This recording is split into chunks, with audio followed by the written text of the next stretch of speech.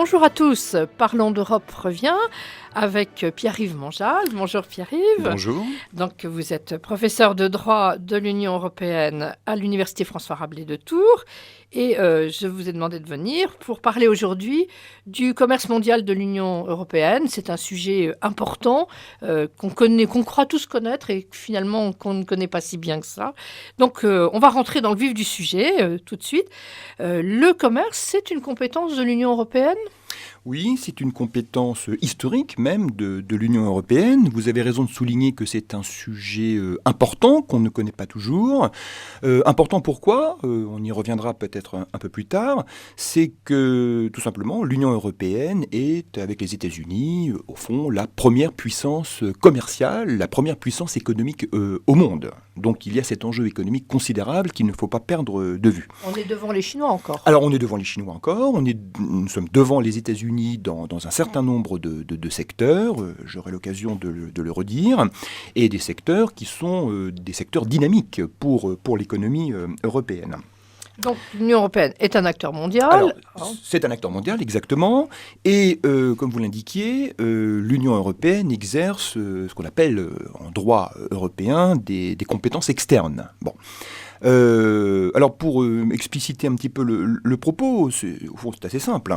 On connaît l'Union européenne en tant qu'organisateur de notre vie quotidienne et de nos économies nationales. Et pour cela, elle met en œuvre ce qu'on appelle des compétences internes ou des politiques internes qui s'appliquent dans les États. Il y en a 24 au total d'ailleurs. L'agriculture par exemple. L'agriculture par exemple, bien entendu, le marché intérieur, la concurrence, les transports. On avait consacré, je crois, une émission là-dessus. Et puis, sur son volet externe, sur son volet extérieur, précisément parce que l'Union européenne est un acteur économique, elle dispose de pouvoirs juridiques, de compétences juridiques, pour tout simplement conclure des accords de commerce, principalement des accords internationaux avec des États tiers à l'Union européenne. États-Unis, Chine, Japon, pour ne citer que cela. Et ces accords sont contraignants pour les États ?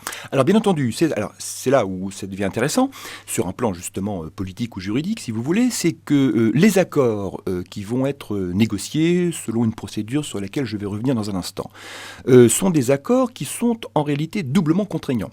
Ils sont contraignants pour l'Union européenne, qui est encore une fois une organisation qui a la personnalité juridique. Donc l'Union européenne, lorsqu'elle conclut un accord, admettons, avec le Canada ou les États-Unis, doit respecter le contenu de l'accord, dans les échanges commerciaux, sur les droits de douane, par exemple, sur l'ouverture des marchés.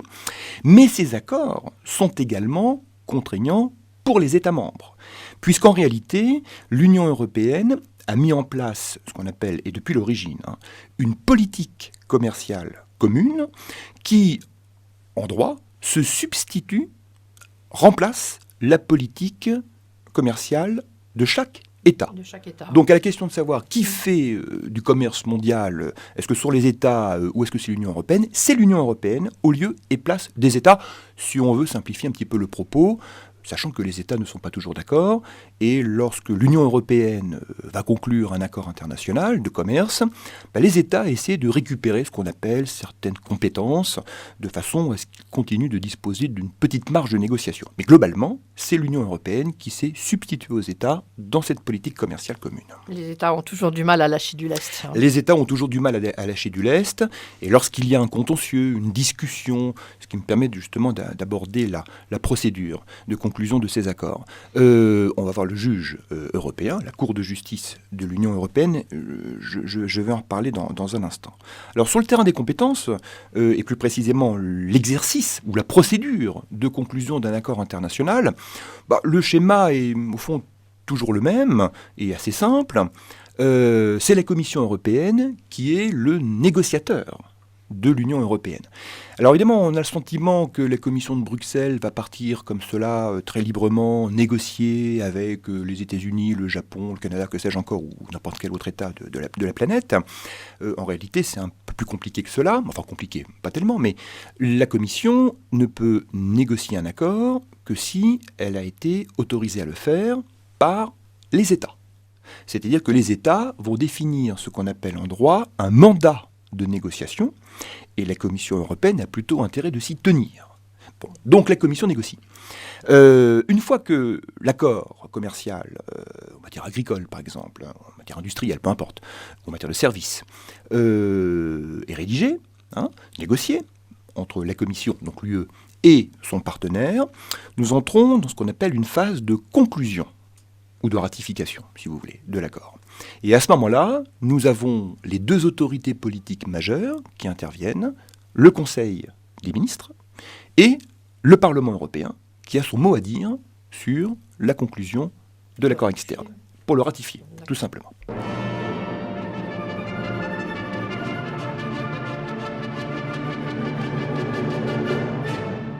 Notre monde postmoderne vit des transformations majeures qui touchent tous les secteurs de la vie de l'homme.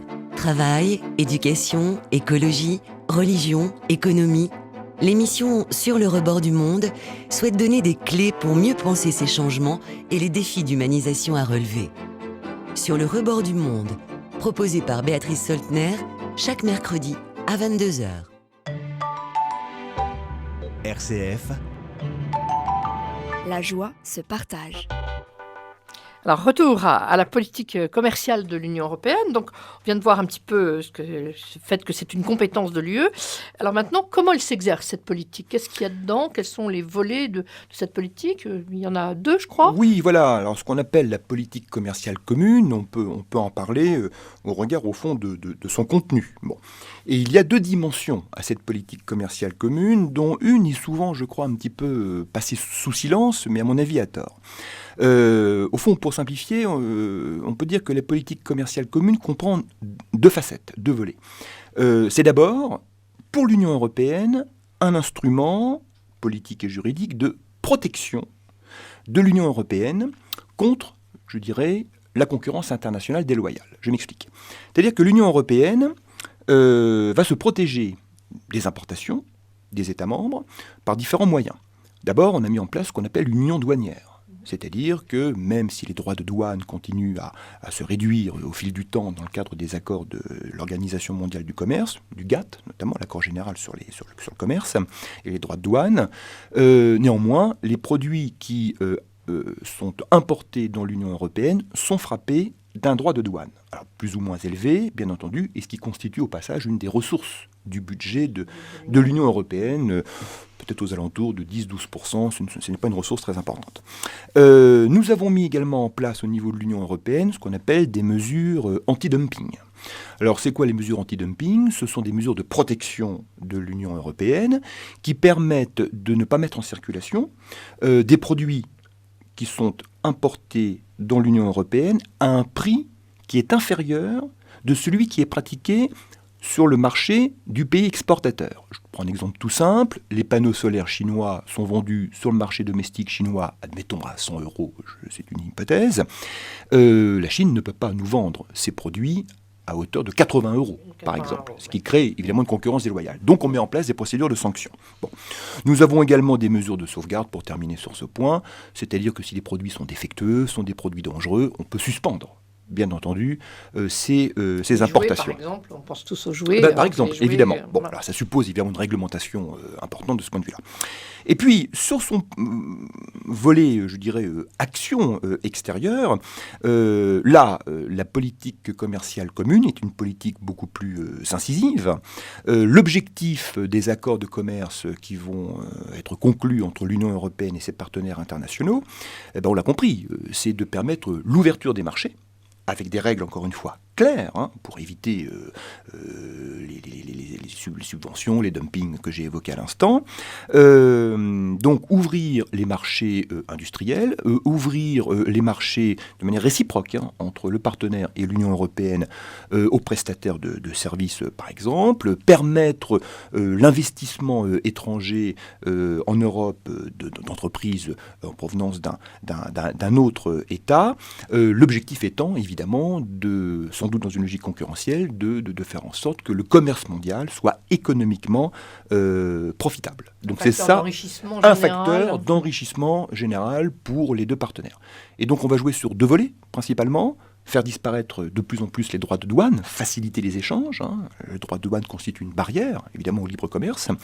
Et autre élément, alors, qui fait l'objet de négociations extrêmement importantes, c'est de procéder, au fond, à une sorte d'harmonisation réglementaire, c'est-à-dire de faire en sorte que les standards de commercialisation, de fabrication, sanitaire, tout ce que vous voulez, techniques, soient identiques entre les deux partenaires, de façon à ne pas créer de blocage lorsque l'on reçoit des produits américains, et inversement, lorsque les produits européens sont commercialisés, admettons, aux États-Unis. C'est quand même une mondialisation un peu par le haut.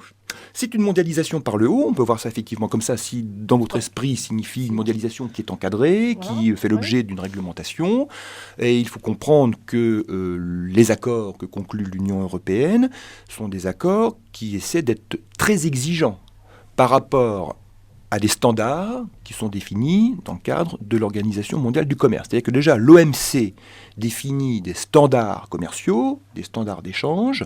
L'Union européenne, qui est en capacité de négocier et qui est une puissance économique très importante, est en mesure d'imposer à ses partenaires, après négociation, des standards bien plus élevés, de façon à ce que, comme vous le dites, cette mondialisation soit du mieux possible, qualitative, encadré avec par ailleurs des procédures de recours, soit devant les juridictions ou soit devant des instances arbitrales.